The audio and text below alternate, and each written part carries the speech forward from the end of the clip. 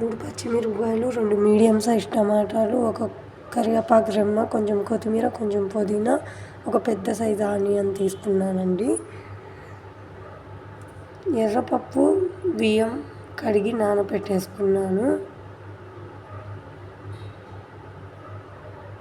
కొత్తిమీర, పుదీనా, పచ్చిమిరపకాయలు ఇలా కట్ చేసి పెట్టుకున్నాను. షాజీరా, కసూరి మేతి, అనాస పువ్వు, దాల్చిన చెక్క, లవంగాలు, టేస్టింగ్ సాల్ట్ తీసేసుకున్నాను. ఆనియన్ ఇలా కట్ చేసి పెట్టుకున్నాను. నేనైతే కుక్కర్ యూజ్ చేస్తున్నానండి.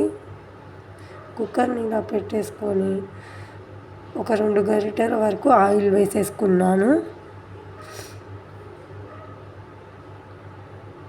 నేను ఇప్పుడు చూపించాను కదండి, ఆ స్పైసెస్ని ఈ ఆయిల్లో వేసేసుకోవాలి. వేసుకొని కొంచెం ఫ్రై చేసుకోవాలి.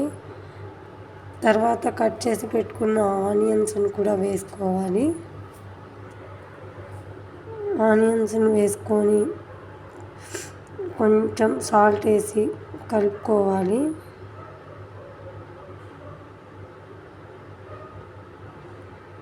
సాల్ట్ వేసి మంచిగా అట్లా ఫ్రై చేసుకున్నాక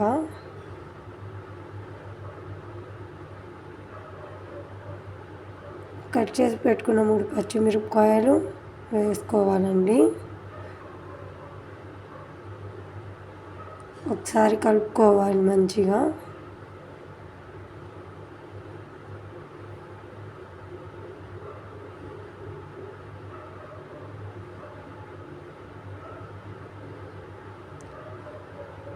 అల్లం వెల్లుల్లి పేస్ట్ ఒక 2 టీ స్పూన్స్ వేసుకుంటున్నాను. వేసుకొని మంచిగా కలుపుకోవాలండి.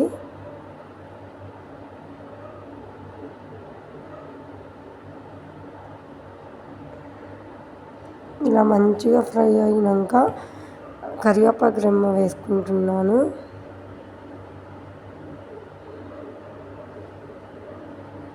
కట్ చేసి పెట్టుకున్న టమాటాలు, కొత్తిమీర, పుదీనాను కూడా యాడ్ చేసుకోవాలి.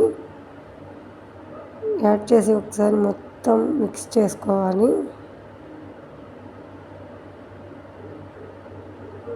మంచిగా అలా ఒక 2 మినిట్స్ ఆయిల్లో అయితే ఫ్రై చేసుకోవాలి.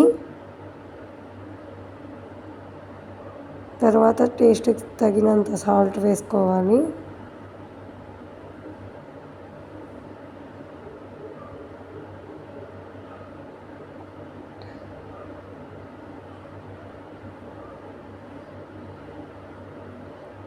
నేనైతే ఇక్కడ 2 టీ స్పూన్స్ వరకు పసుపుని వేసుకుంటున్నానండి.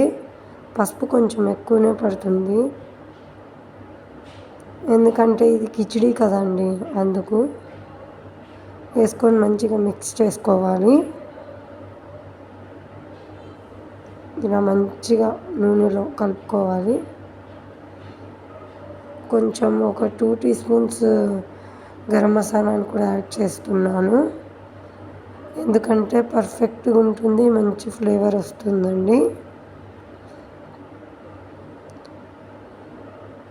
అలా 2 మినిట్స్ మంచిగా ఫ్రై చేసుకోవాలి.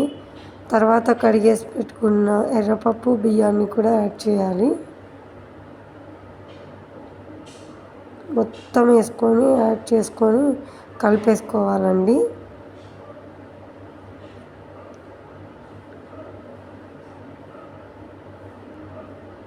ఇలా మొత్తం వేసేసుకోవాలి.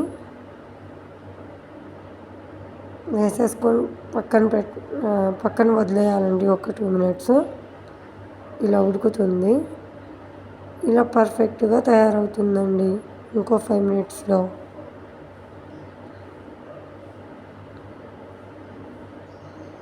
ఇలా చూపిస్తున్నాను కదండి, ఇలా మంచిగా ఫ్లేవర్తో మంచిగా రెడీ అవుతుందండి. చూడండి ఎంత పర్ఫెక్ట్గా ఉందో. దీంట్లోకి నేను పచ్చి పులుసుని చేస్తే